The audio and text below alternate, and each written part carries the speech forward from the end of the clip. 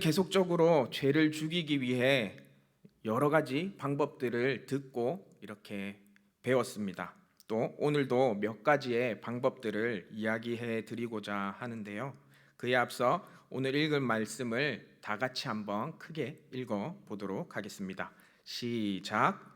너희는 말씀을 행하는 자가 되고 듣기만 하여 자신을 속이는 자가 되지 말라. 아멘. 오늘 이 말씀처럼 그냥 듣고 그렇구나, 저렇게 해야 되는구나 라고 생각하지만 마시고 들으셨으면 꼭 행하시는 분들이 다 되기를 축복합니다. 왜 행해야 되는지 아십니까? 행해야지 잊어버리지 않습니다. 그냥 듣고 그랬지라고 생각만 하고 있다 보면 언제 그걸 들었는지 모를 정도로 금방 잊혀집니다. 하나님께서는 우리를 망각의 동물로 지으셨다는 걸 마음속 깊이 새기시고 꼭 들으셨으면 계속적으로 행하시는 분들이 되기를 축복합니다. 제가 먼저 이야기할 것은 우리 각자 성품의 죄가 뿌리 내리고 있는지를 살펴보아야 한다는 것입니다.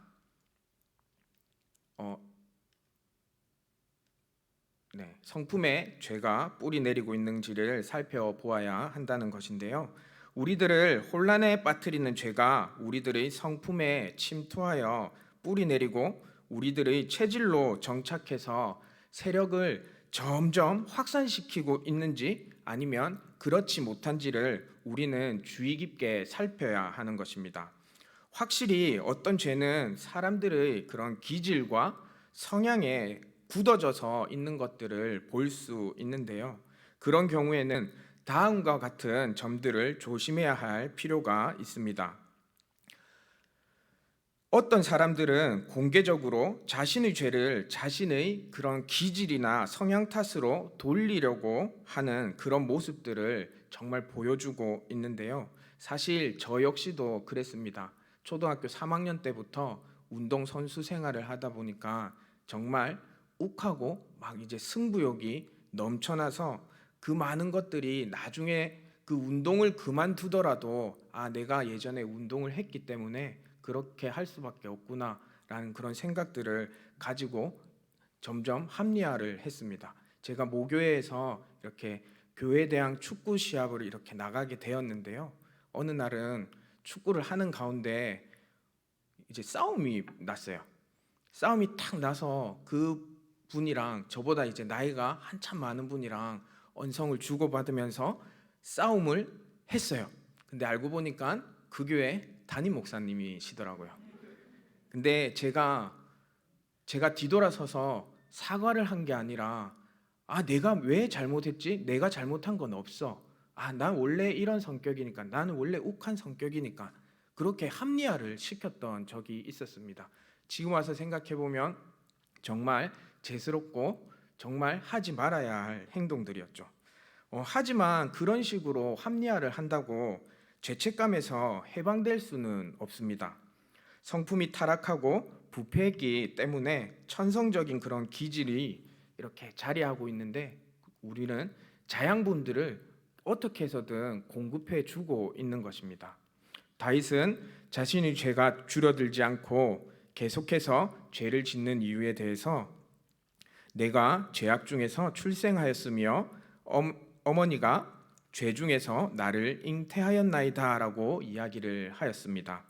우리들은 특정한 죄를 이렇게 그런 죄의 성향을 가졌다라는 것을 우리는 인식하고 인지해야 합니다. 우리들의 성품 안에 정욕이 특정한 그런 모습들로 분출되고 있다는 것입니다. 이렇게 정말 선하고 우리 담임 목사님처럼 인자해 보이시는 그런 모든 분들도 내 안에는 그런 것들이 가지고 있는 것을 우리는 다 기억해야 합니다. 그래서 우리 담임 목사님께서 막 벌어 화를 내실 수도 있지만 담임 목사님께서는 꾹꾹 눌려서 그런 죄들이 나타나지 않게 하시는 분이기 때문에 우리는 담임 목사님이 화내는 것을 보지 못하는 것입니다. 저는 아직까지 연약하고 그렇지 못해서 아직까지 사실 욱하고 이런 성향이 드러나고 드러날 때가 종종 있습니다. 아내한테 아침에 그러거든요. 아내한테 아침을 이렇게 밥을 안 해놓으면 순간 욱해서 나 아침밥 먹어야 되는데라고 할 때가 종종 있습니다. 자주는 그렇지 않고요. 또한 하나님과 동행하는 삶을 살아가기 위해서는 우리는 삶을 관련해서 주시해야 할 점들이 있는데요. 우리들의 죄의 기질과 성향으로 인해서 사탄과 죄가 매우 유리한 상황을 선점하고 있다는 것을 우리는 깨달아야 합니다. 그래서 우리들에게 각별한 경각심과 주의 그리고 부지런함이 없다면 그들이 우리의 영혼들을 잡아 먹게 되는 것입니다. 그럼 우리는 어떻게 해야 할까요? 네, 넘겨주십시오. 네, 하나님의 방법으로 몸을 복종시켜야 하는 것입니다. 천성적인 성품의 뿌리를 둔 죄성은 우리들이 어떻게 죽을 것인가 하는 방법은 이미 앞에 여러 가지 방법들을 이야기해 드렸습니다. 하지만 추가로 그것들을 위해 아주 특별한 방법들을 오늘 이야기해 드리고자 합니다. 그것은 사도 바울의 방법으로 내가 몸을 쳐 복종하게 한다는 것입니다. 몸을 복종시키는 행위는 죄를 죽이기 위한 하나님의 명령입니다. 이것은 죄의 천성적인 뿌리를 억제하고 죄의 기름진 토양을 제거하여 죄가 시들어 버리게 하는 것이라 말할 수 있습니다. 잡초를 죽이는 방법 중에 두 가지 방법이 크게 있는데요. 하나는 무엇입니까? 뽑아내 버리면 됩니다. 또한 하나는 그 잡초가 자라지 못하게 이렇게 잡초 제거제를 이렇게 뿌리는 것입니다. 그것처럼 우리 안에 있는 그 죄의 뿌리들을 없애기 위해서 뽑아내거나 아니면 그런 이제 양분을 주지 않고 이렇게 자라나지 못하게 만들어 버려야 한다는 것입니다. 그리스도의 의와 성령의 사역에 대하여 문외한이었고 죄의 본질과 죄를 죽이는 일이 무엇인지 잘 알지 못하였던 로마 카톨릭 교도들은 죄를 죽이는 문제를 오직 봉사와 고행을 자청하여서 자신의 육체를 복종시키는 일로만 해석하였습니다.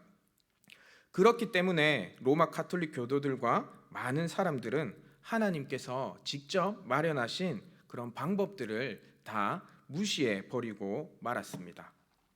또한 몸을 복종시키기 위해서 금식과 철야기도 등 다양한 방법들은 우리는 행하고 있습니다. 금식하신 분들 그리고 금식 하셨던 분들 다 있으실 겁니다. 또한 밤을 새어가며 철야기도 하셨던 분들 많이 계실 겁니다. 하지만 몸을 복종시키기 위해 금식과 철야기도 등과 같은 이런 여러 가지 방법으로는 천성적인 욕구를 죽이는 일을 하나님께서 보시기에 이렇게 합당한 방법으로 해야 되는 두 가지의 요건이 있습니다. 그냥 굶고 그냥 막 철야 기도를 한다고 하나님께서 합당하게 받으시지 않는다는 것입니다. 어떻게 하면 하나님께서 받으십니까? 첫째, 자신의 몸을 외형적으로 손상시키고 약화시키는 행위 자체가 어떤 위력이 있거나 그런 행위를 통해 자동적으로 죄가 죽을 것이라 생각해서는 안 됩니다. 이런 행위들을 하게 되면 우리들의 죄의 규율의 속박으로 다시 돌아가 버리게 되는 것입니다. 우리들은 그런 행위가 죄의 천성적인 뿌리를 무력화시키기 위한 단순한 수단임을 인식해야 하는 것입니다. 그리고 이것을 인식하지 않을 때 많은 사람들은 자신의 몸뿐만 아니라 영혼까지 쇠약하게 만들어 버리게 됩니다. 둘째, 금식이나 철야기도와 같은 수단들은 그 자체에 어떤 마술적이나 그런 힘이나 그런 것들이 있는 것이 아니라 있기 때문에 또 이제 죄를 죽일 수 있다고 생각해서는 안 됩니다. 정말 그런 효과가 있다면 이 세상을 살아가는 모든 사람들이 성령님과 하나님과 예수님의 도움 없이 스스로 죄를 죽일 수 있고 스스로 죄에서 이길 수 있는 사람이 되어 버립니다. 금식이나 철야기도 같은 방법들은 성령님께서 자신의 사역을 행하기 위해서 때때로 사용하는 도구이지, 그것이 막 방법이 되고 그게 힘이 있고 그것들로 나는 죄를 다 이겨냈다라고 생각해서는 안 된다는 것입니다.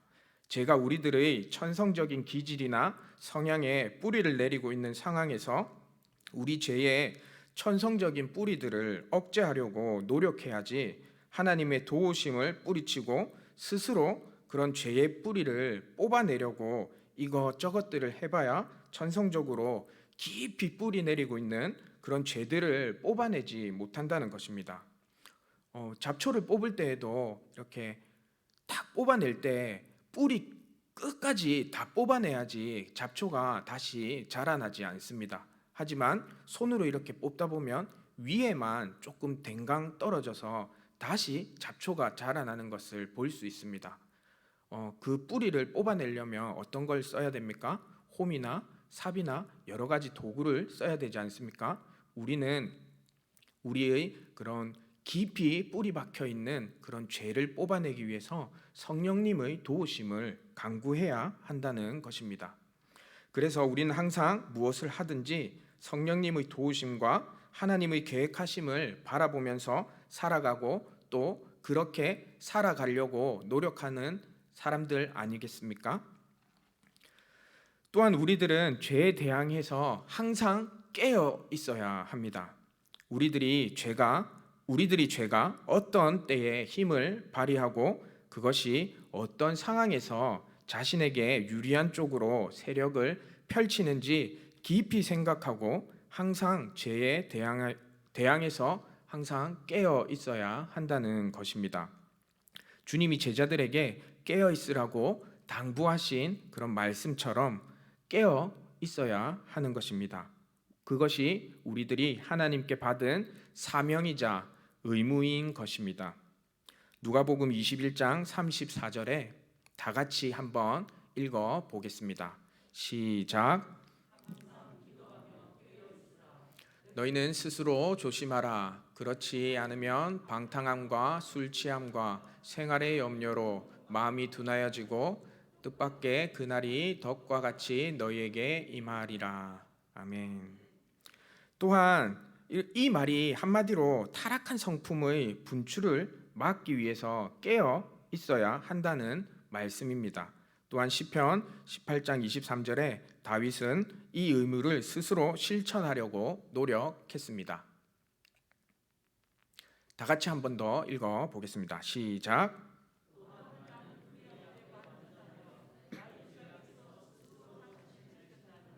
아멘. 다윗은 자신의 부정한 모든 행동 양식과 죄를 대적하기 위해서 깨어 있었습니다.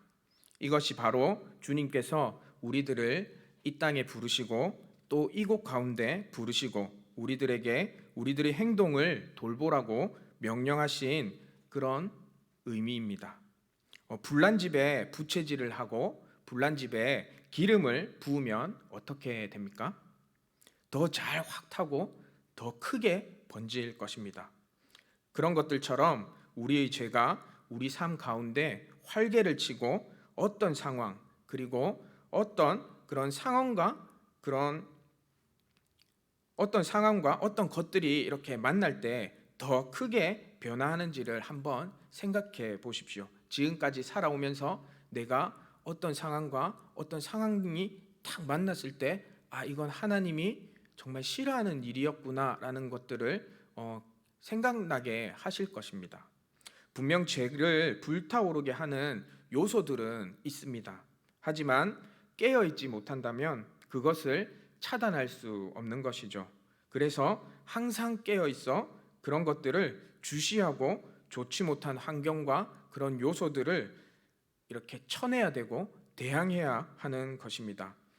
우리가 육체에 질병이 생겼을 때 어떻게 합니까?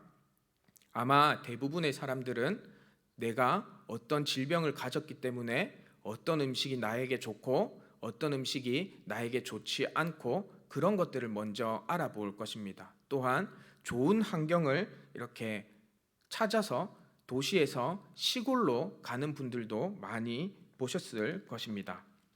육체의 질병이 생겨도 이렇게 좋은 것들을 찾아보고 좋은 환경들로 바꾸려고 힘쓰고 노력하는데, 영혼의 질병이 생겼는데 육체의 질병보다 더 중요하지 않겠습니까?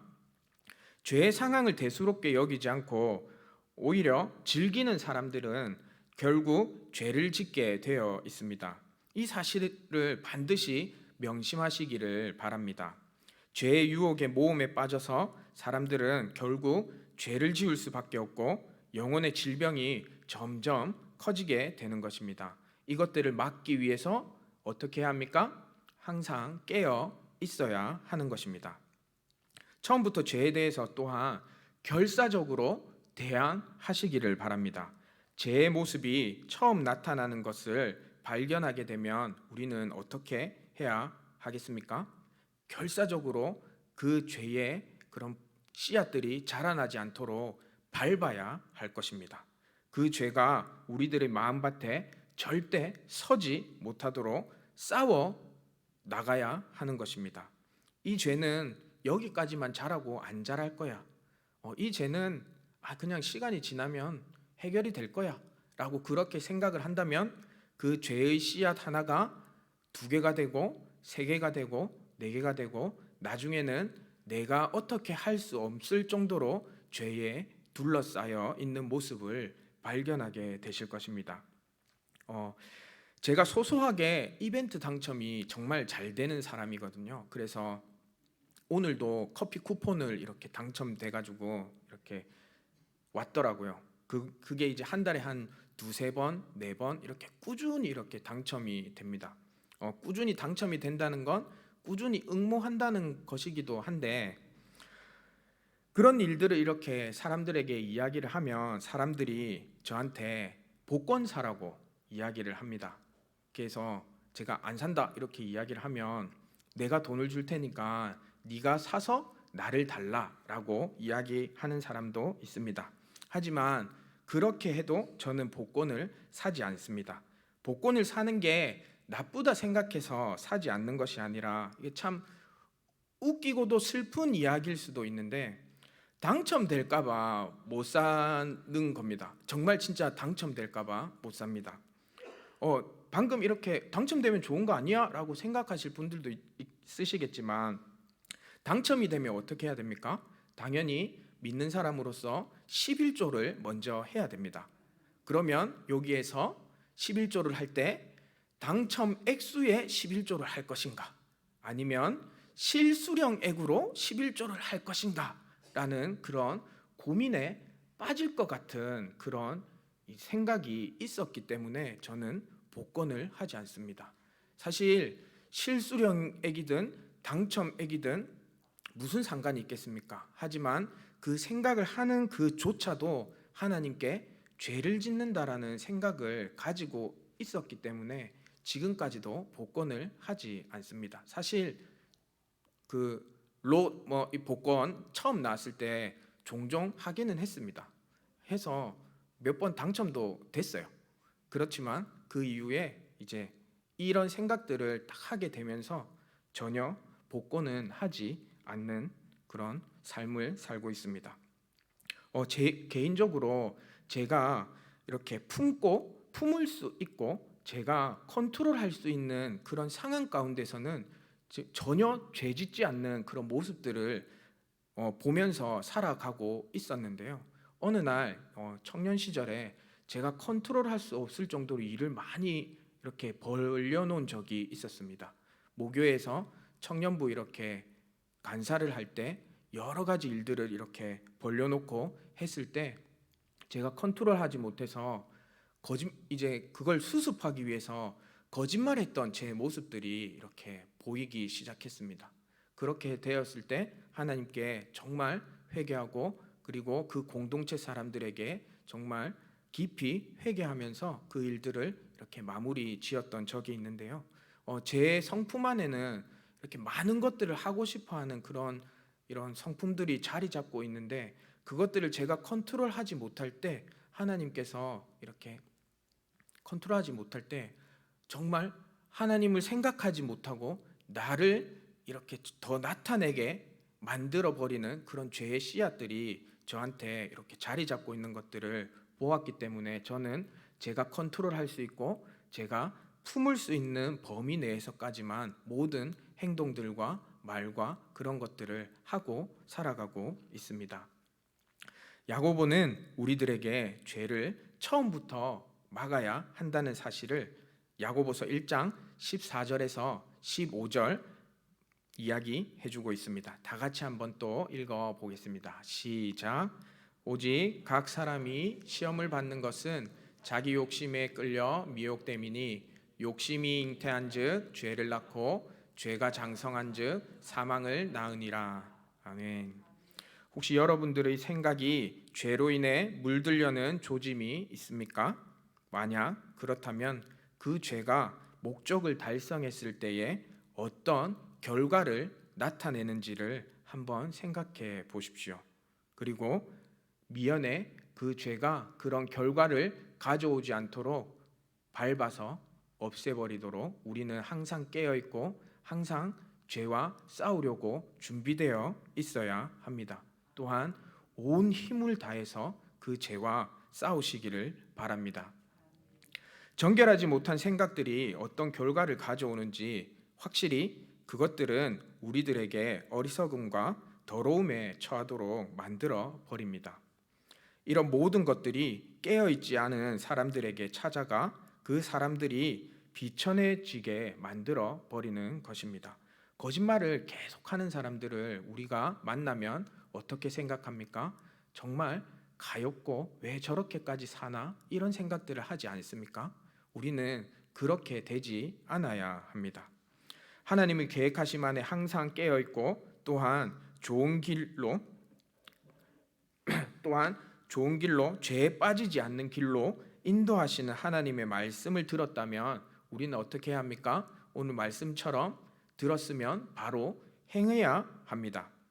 그렇게 행할 때 우리의 몸이 계속적으로 기억하고 그 기억된 걸 가지고 죄와 싸워 이길 수 있는 것입니다. 그렇게 하였을 때 비록 성품의 죄의 씨앗들이 자리하고 있더라도 그 죄의 씨앗들이 서지 못하고 영양분을 공급받지 못해서 자라나지 못하는 그런 모습들을 우리는 볼 수 있을 것입니다.